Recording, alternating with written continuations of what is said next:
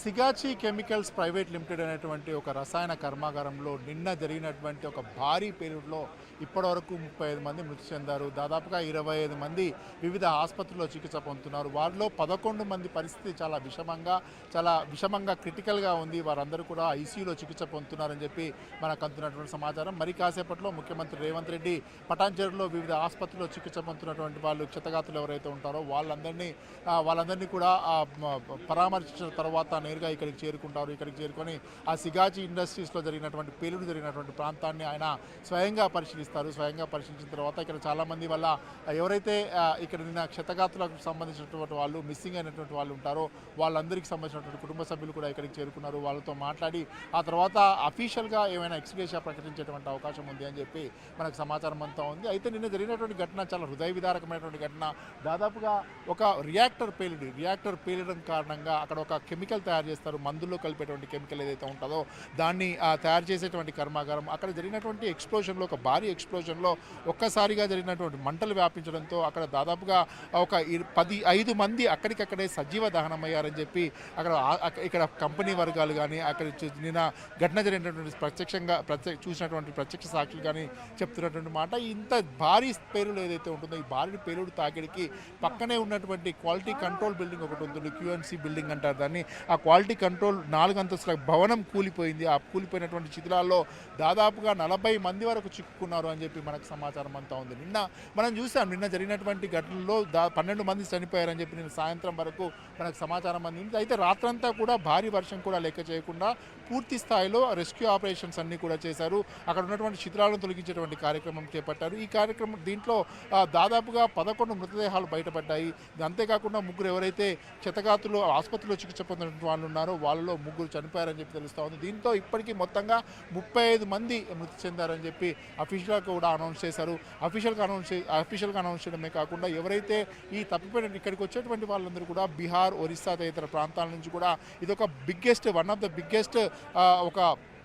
Biggest industrial హబ్గా చెప్తారు. దీన్ని ఇక్కడ పనిచేయడం కోసం అని చెప్పి వివిధ ప్రాంతాల నుంచి, వివిధ రాష్ట్రాల నుంచి ఇక్కడికి భారీ ఎత్తున కార్మికులందరూ కూడా తరలివచ్చి ఇక్కడ అంటే వాళ్ళందరూ ఒక గ్రూప్గా తరలివచ్చి ఇక్కడ నివాసం ఉండి ఈ కర్మాగారాల్లో పనిచేస్తూ ఉంటారు. పాపం వారికి ఒక 10,000, 20,000కు మించి ఆదాయం వచ్చేటువంటి పరిస్థితి కూడా లేదు. ఇక్కడ చాలామంది వాళ్ళకి సంబంధించినటువంటి కుటుంబ సభ్యులు కూడా చేరుకొని వారు ఎక్కడున్నారనేటువంటి ఒక ఆందోళన, వారు ఎక్కడున్నారు అనేటువంటి ఒక ఆతృత అనేటువంటి మనకు స్పష్టంగా కనిపిస్తున్నటువంటి పరిస్థితి అయితే ఉంది. ఇప్పుడు కొద్దిసేపటి క్రితం వాళ్ళతో మాట్లాడితే వాళ్ళు చెప్పేది పాపం వాళ్ళకి తెలుగు కూడా రాదు. వాళ్ళు హిందీలో చెప్తున్నటువంటి అంశాలు ఏంటంటే మాకు ఇన్ఫర్మేషన్ ఇచ్చారు కంపెనీ వర్గాలు, ఆ ఇన్ఫర్మేషన్ ఇవ్వడంతో మేము ఇక్కడికి తరలి వచ్చాం, మా వాళ్ళు ఎక్కడున్నారో కూడా తెలియదు అని చెప్పి సిద్ధార్థ్ అనేటువంటి ఒక వ్యక్తికి సంబంధించినటువంటి కుటుంబ సభ్యులు చెప్తున్నటువంటి పరిస్థితి మనం చూసాం. మొత్తంగా ఎక్కడికక్కడ ఆహాకారాలు, హృదయ విదారకమైనటువంటి ఘటనలు. ఇక్కడ శిథిలాలు తొలగిస్తున్నటువంటి క్రమంలో కనుక మనం చూసినట్లయితే మొత్తం మంటల్లో కాలిపోయి శిథిలాల కింద చిక్కుకొని పోవడం, శిథిలాల కింద చిక్కుకొని పోవడం, ఇట్లాంటి సిచ్యువేషన్ కనుక మనం చూస్తే పరిస్థితి ఎంత తీవ్రంగా, ఎంత దయనీయంగా ఉంది అనేటువంటిది మన కళ్ళకు కట్టినట్టుగా అర్థమవుతుంది. ఇటువంటి ఘటనలు జరగడం వెనక కంపెనీలు అంటే ఏదైతే ప్రభుత్వ నిర్లక్ష్యం, అంటే ప్రభుత్వాన్ని మనం డైరెక్ట్గా బ్లేమ్ చేయకపోయినప్పటికీ కూడా ఎవరైతే కంపెనీస్ అథారిటీస్ ఉంటారో, director of company, registrar of companies, వీళ్ళందరూ కూడా ఎవరైతే ఉంటారో వాళ్ళు ఫ్రీక్వెంట్గా చెక్ చేయాల్సి ఉంటుంది. ఫ్రీక్వెంట్గా చెక్ చేస్తే ఇటువంటి ఘటనలు పునరావృతం కాకుండా ఉంటాయి అనేటువంటి ఒక వాదనలు కూడా వినిపిస్తున్నటువంటి మన పరిస్థితి మనం చూస్తున్నాం.